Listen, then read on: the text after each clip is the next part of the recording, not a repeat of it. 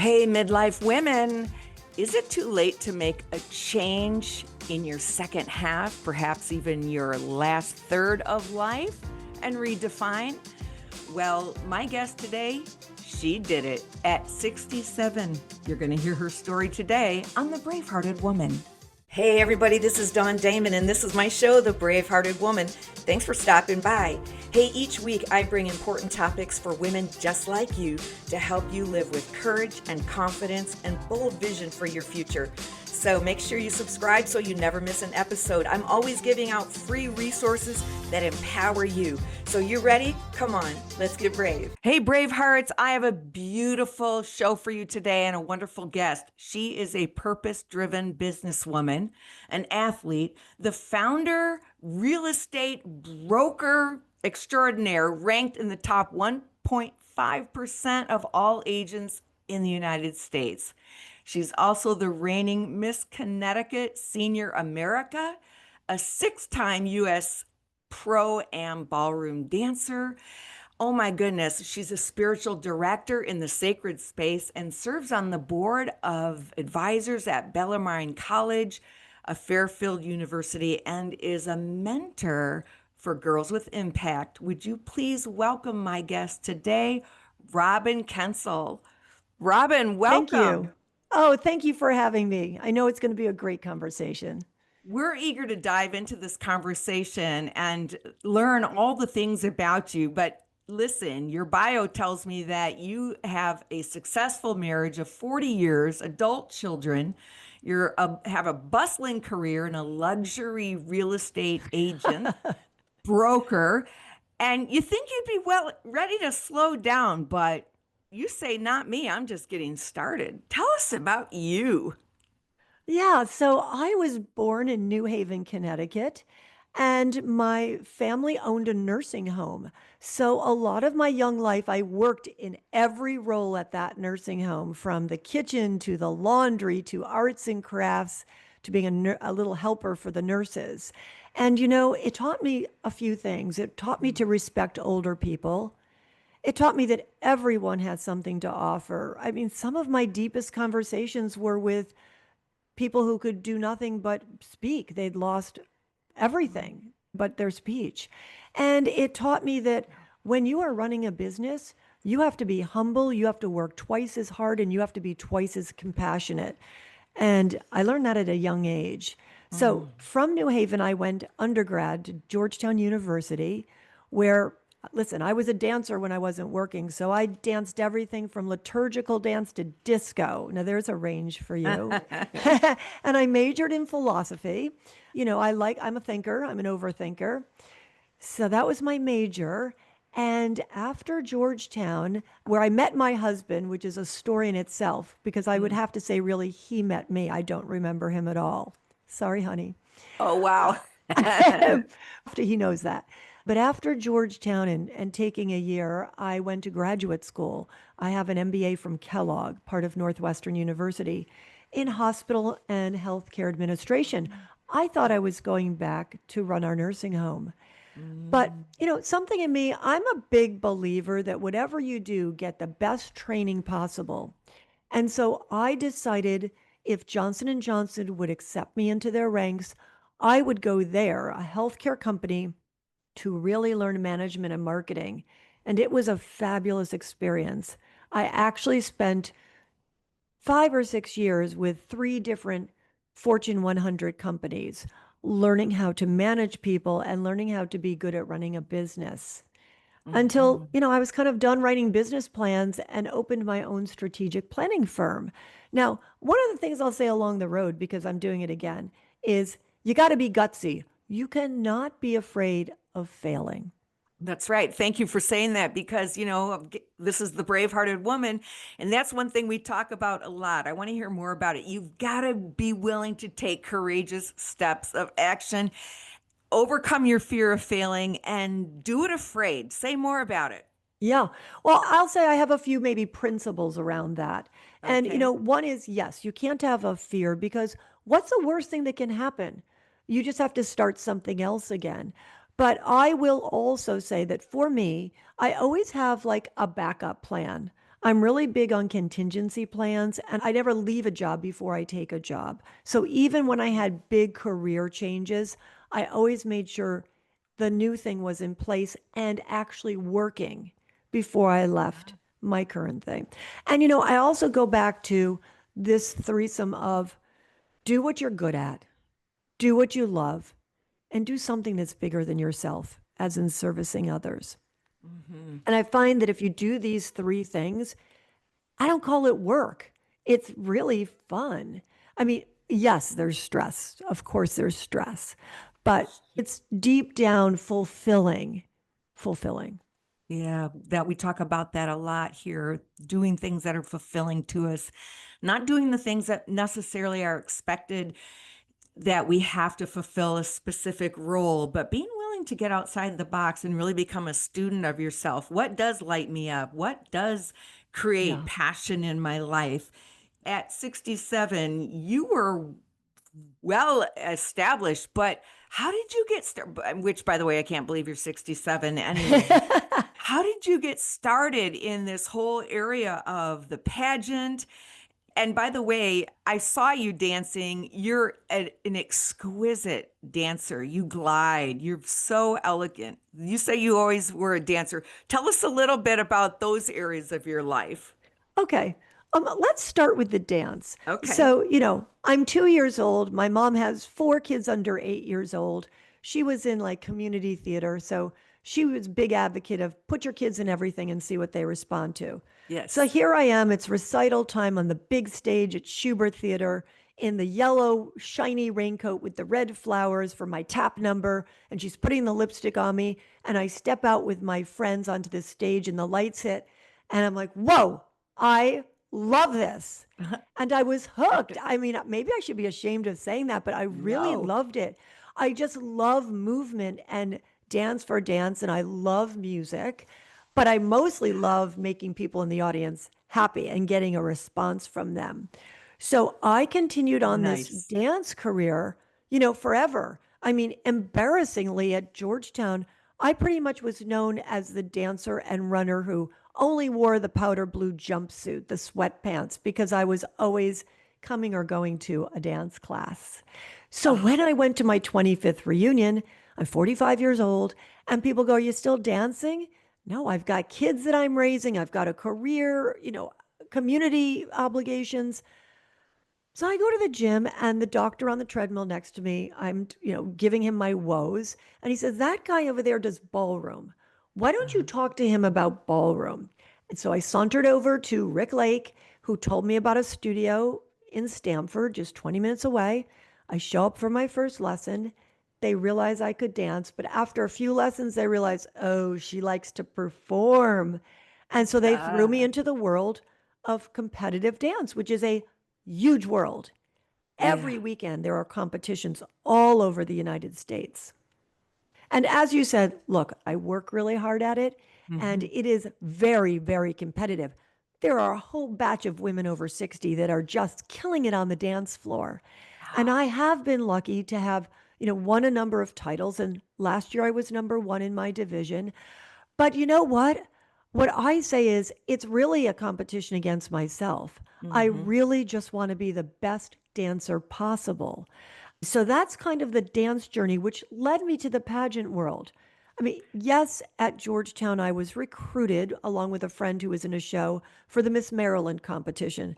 But honestly, you're a college student, you're in a show. I didn't take it that seriously. In fact, both Lynn and I made the final 10 the same night that we were still in a show. And so we were in the show, racing to the subway, throwing ourselves on a pageant stage. Obviously, didn't go anywhere and never thought about pageants again until 4 years ago when one of my real estate clients was doing a pageant. And I'm watching her prepare, and I'm always looking for ways that I can improve myself on the competition floor. And I thought, you know what? This could be really helpful for competition. So I looked around, and sure enough, Miss Senior America is for women over 60. And I Wow. love their platform. Their mission is to encourage and support older women. Plus, look in your rearview mirror and share your wisdom with younger women. Hmm. I So, love that, by the way. That's really right? amazing. Yes, great vision. So I apply, and in 2024, I compete. They don't allow ballroom dance unless you dance with a dummy. So I do a modern dance, and it all goes well, and I win. And it's Yeah. just like all those photos you see, when they get the crown and they're screaming. I couldn't believe it. I was like, it's just exciting. But let me tell you how they score it, because I think this is also interesting. People hear pageants and a lot of different things go through their minds. This is how you're scored. 30% of your score is your interview with the judges. So the Oh, judges can ask you anything in 5 minutes. There's five of them. They have your application. It could be your work, your faith, your outside activities. What makes you tick? What was something hard that you did? How would your best friend describe you? Any tough or fluff question. So that's 30%. 30%. Okay. 30% is your talent. Now, we're going to get back to that, but it could Yeah. be anything. 20% is your philosophy of life. So Oh, when you are doing your gown walk, you're walking the stage, which is also 20%. How do you carry yourself? You get to the front and you take the mic and you have memorized a 35-second speech oh. on what you believe. Now, that is really hard because by your mid 60s, hopefully you have a whole lot of philosophy stuffed inside Right. you. But you've Yes. got to distill it into 35 seconds and not make it sound stilted on top of it. I thought you were going to say that was really hard because in your 60s, it's hard to remember things like, what was that I was going to say? That too. I probably should write it on my palm. That too. So that is what you are scored on. Okay. Now, here's what happened.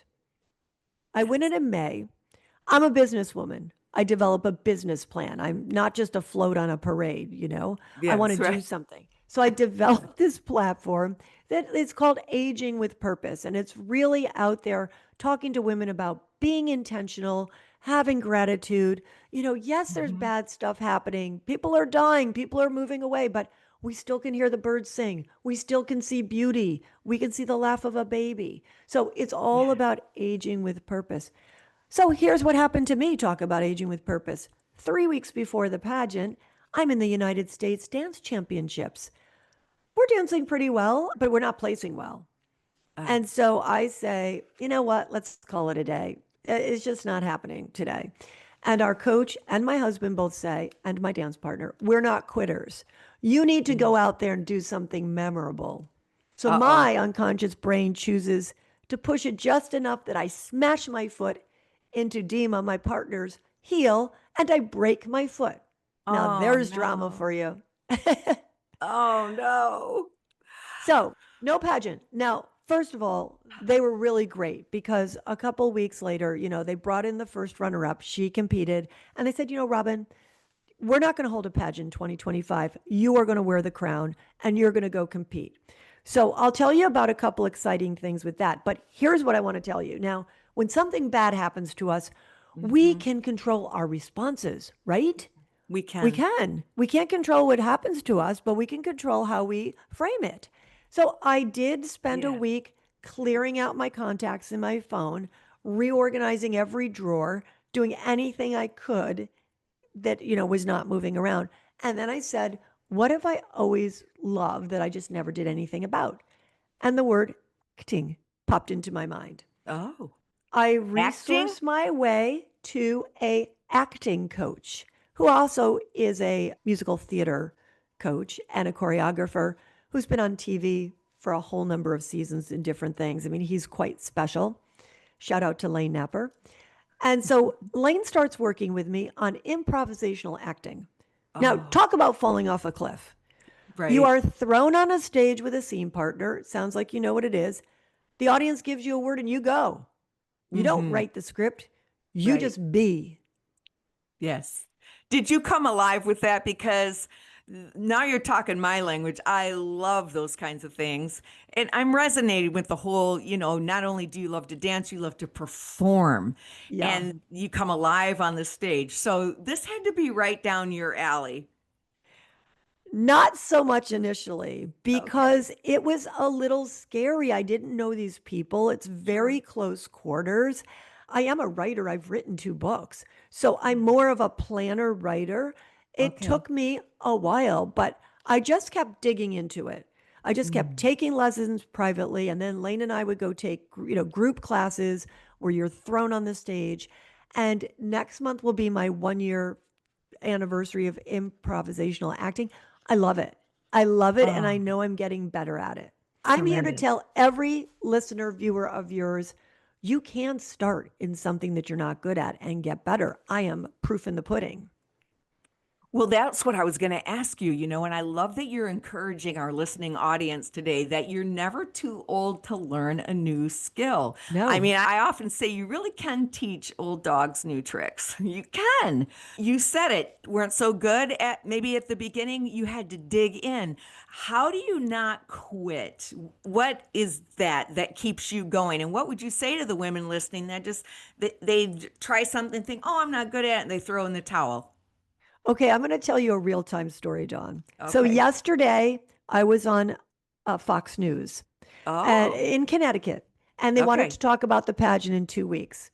And, I thought I did a pretty good job on the interview. So I sent it to my coach, Lane. And this morning, we always have a session before I do a podcast, a warm Okay. up. And he always brings in another person. And he said, "How do you think you did?" I said, "I think I did pretty darn good." He's like, "Yeah, here's 5 major points." And, for a moment, I'm like, okay, no. But when he was done, he's like, "I'm not saying you're not getting way better, but here's 5 things you could have done better." So how do I stay in it is, and he says this too, you have to be like very open. I can't take the criticism. Yes, I take it personally, but I have to keep remembering my goal is not to just feel good and have people patting me on the Right. back. It's No. the same thing with dance. If I'm dancing because I just want to be holding that trophy and posting it on Instagram, that's the wrong thing. I wiped all of my dance Instagrams that showed wins off because I decided that's just doing it for the wrong reason. You can Mm. do it, but you have to really feel that you want the long game.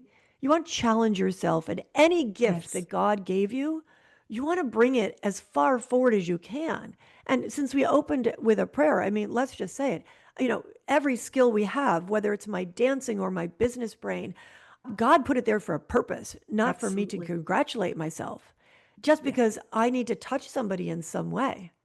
Yes. So that's what keeps me going. So profound in that what you haven't articulated in words, but you are in your action and the way you carry yourself is that somewhere in there, there has to be enough self-worth to say, I can hear the negative things. That's not going to crush me. I Right. can grow. I don't need all the accolades. Throw the flowers at my feet. That's all great. But really, what's going to push me to greatness is getting this positive feedback. Not everybody's willing to listen to that. It crushes them. They shrink right away under that. And I think maybe that's part of some operating lies in their life or some things that they haven't dealt with. Talk to me about your self worth. I mean, Yeah, you've got yeah. to be feeling So that. look at first of all, because my whole everything is set in God, my self-worth is intact because I know there is something so big that loves me no matter what stupid thing I do. Yeah. So, there is that, and I don't take it Yes. obviously for granted. That is a gift. But the Right. other compelling thing in my life is, look, I was born in 1958. So I was raised when, boys were still better than girls, when you weren't treated equal. If there Mhm. wasn't enough money in the family, the boy was the one who went to school. But in my family, my grandfather who owned that nursing home and my father treated me equal to my older brother, completely Beautiful. equal. Yeah. And they both said, you can do anything you believe in. And Yeah. I really believed that. I mean, at one point in my life, I thought I was going to be the first female president of the United States. Now, talk about, believe in yourself. But I just thought whatever I want to do. And then I knew, but I need skills. So you can't just say you want to do something and then not go put your time and attention to getting good at whatever you want to do. Now, I recognize there's a whole bunch of people out there who didn't have that growing up, who didn't have those Right. people who said that. But, here's what I would say to that. Yes, that was then, and those tapes are very strong. I understand. But Yes. bringing it into the light and recognizing it for what it's worth, and starting there, I think might help, maybe dispel it a little. I am somebody who believes if you need outside help, outside professional help to help get rid of those tapes, go for it. That's really Do it. important. I mean, Yep. I have to tell you, I have been with all kinds of people in my real estate world. I have had clients that are, you all would know all their names, whether it's entertainment, movies, professional athletes. And I've been with people whose world is as big as just, themselves. They are all equal to me. No, it's just how kind are they? It always comes down to that. How Yeah. kind are you? And then from there, you can do whatever you do. People will not remember what you say, they'll remember how you made them feel. Right. I love that saying. It's so very, very true. And, shifting gears just a little bit as you're talking about the nursing home and the care facility that you kind of grew up in, that in itself shapes you. It shapes, I have to imagine, your perspective and outlook on how you want to age. You talk about aging Yes. with purpose, and clearly you're Yes. doing that. By the way, totally agree, and doing things that you learning new skills, doing things that you haven't done before. I learned so much about myself when I face something new that quite honestly will scare me. And I'm thinking, and I want to run and shrink back in, go like, don't do it, don't do it. But I say to myself, no, Dawn, you get out there and you do that because you're about to meet a new part of yourself that you don't know exists. But what did you learn about aging with purpose? And you also talk about the 5 pillars of aging Yes. well. Share that with us. Yes. So I have been someone who's always very like building a stereo system, very like mind, body, spirit, keeping all these active. And as I've gotten older and as an athlete, I think very much about what keeps me conditioned in everything. So for me, the 5 pillars are number one, physical health.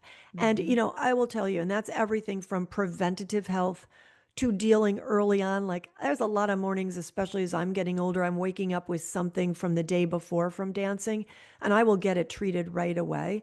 But so there's preventative health, taking care of chronic or what's coming up, fitness, nutrition, all these things to Yeah. keep this machine that you realize has an expiration date running.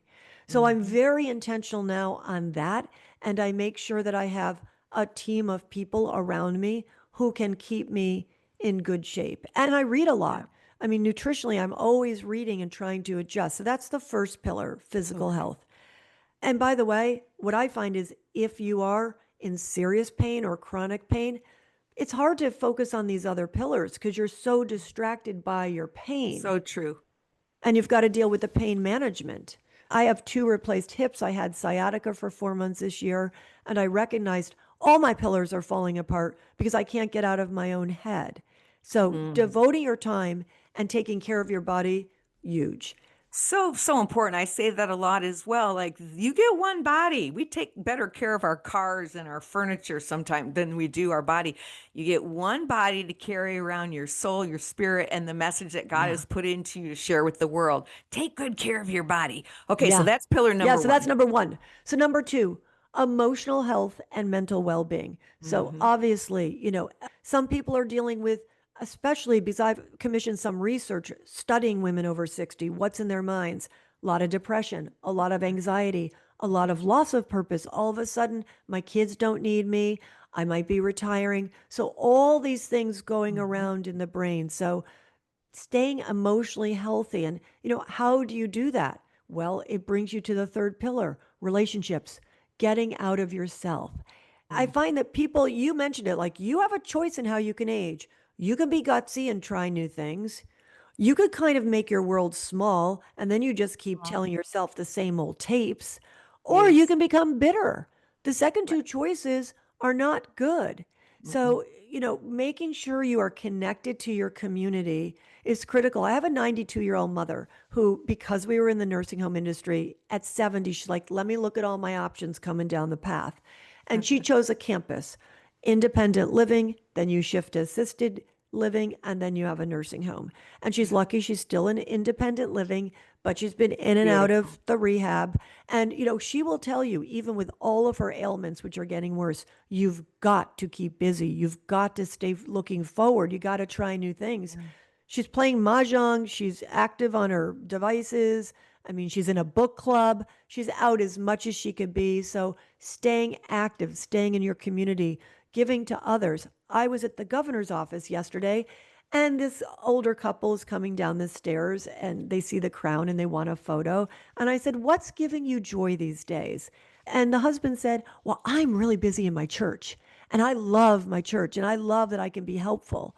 And the wife said, "Well, see this necklace? I just started a jewelry making business." Oh my So goodness. I love that, Love it. you're trying new things. So that's a third. So physical, mental, emotional, relationship. And then the fourth, which to me is sort of the center of it all, is spirituality, purpose, and meaning. What are we here for? What do Yeah. we want to say about ourselves at the end of the day? Hmm. What are we doing with our time? We've got to Right. ask these questions. I ask myself these questions every year between Christmas and New Year's. I really sort of think about the year and think about what I want the next year to be and Hmm. kind of generally map out, where am I putting my attention? Where am I putting my time? Where am I putting my resources? Yes. That's so important. And I agree with you 100%. Number five.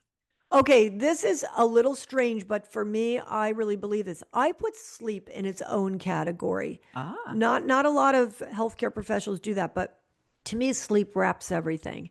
Because if you Hmm. don't have enough quality sleep, it's going to affect your mental emotional state. It's going to affect your health. It's going to affect the way you feel around people. It's going to affect everything. So I'm somebody Definitely. who have one of those rings that I wear at night to measure my deep sleep, my REM sleep, to make sure, Yeah. look, I'm I feel competitive. good. I want the great score when I wake up. And if I don't I, get it, I go back to sleep. Right? Do you do the same? oh, check it every morning. Yeah. So I think you've got to turn the screens off. I mean, everyone knows about sleep health. No screens a couple hours before bed, no alcohol before bed, no eating late. Like everything, forming habits. I'm very big on start small, start with a micro habit, a little bit. And before you know it, you're going to make a change. Mm, that's so good, Robin. And you're living proof that that works. And some people say, oh, something doesn't work for me, something. I think every good habit works for you if you work it. Right. And Dawn, I think what works for you and what works for me is going to be different. And somebody listening could say, well, that's fine. That's her story. Listen, I have a lot of rough patches in my life, like we all do. And we all figure out what does work for you. And I encourage, start with looking backwards. What did I love? What am I good at? How Mhm. did I get through this rough patch in the past? There's a lot of value in looking in the past, but also challenge yourself to step out of your past and step out of your comfort zones. Yes, so good. Many things that I told myself, this narrative, you're not good at sports, you're not athletic, you can't do that. And I lived with that as my truth for a very long time. But at 52 years old, I learned how to water ski and found out, guess what? And started working out with weights and running. And I'm like, no, I'm athletic. That was a lie. That was not true about me. Yeah. But it was Yeah. true because I believed it to be true. So you are the reigning Miss Senior America For for Connecticut. Connecticut. And in 2 weeks, I go to nationals. Now, here's what's really fun, Dawn. So last year, Miss America allowed ballroom dancing with live partners. I Oh, went to Miss Senior America about 2 months ago, and I'm like, hey, don't we want to be up with the times? Don't we want to be relevant? Can't right? we follow the path of Miss America? And they now have allowed ballroom dancing. They So bought it. they bought it, and two of us will be ballroom dancing. I'm really excited to bring my partner and do this number that we're planning just for the Miss Senior America pageant. It's going to be a great time. It's going to be a great 4 or 5 days. I mean, there's a lot going on. There's preliminaries for 2 days, and then there's, you know, 48, not all 50 states, 48 will be out on the stage Thursday. and they call the final 12, and then you run the whole show again with just the 12. Beautiful. Well, listen, Bravehearts, you've heard it today. She's an author, she's an actress, she is a superpower broker, and you too can tap into your dreams. We're so thankful that you're with us today, Robin. What would you like to leave our listener with today? I'd like to leave them with a sense that you can do it if you believe in yourself. The only thing that is stopping you is yourself. Mm, yeah, very well said. You can find her on all the usual suspects, Yep. Instagram, LinkedIn, X, and Facebook. We'll have all those links for you in the show notes, my listeners. And Robin, thank you again for being with us. We so appreciate it. And we'll be wishing you luck in a couple of weeks. Bravehearted women, as you're listening, maybe it's time for you to reignite your confidence and awaken your courage. Maybe you're ready to step into your God-given dream. You need clarity without second guessing, shrinking, or wondering, is it too late for me? Why don't you visit my website as well, braveheartedwoman.com. There you'll find my course, Transformation, Midlife Transformation. If that speaks to you, visit me. I'd love to help you. And in the meantime, I'm going to leave you like I always do. Is it your moment? Find your brave and live your dreams.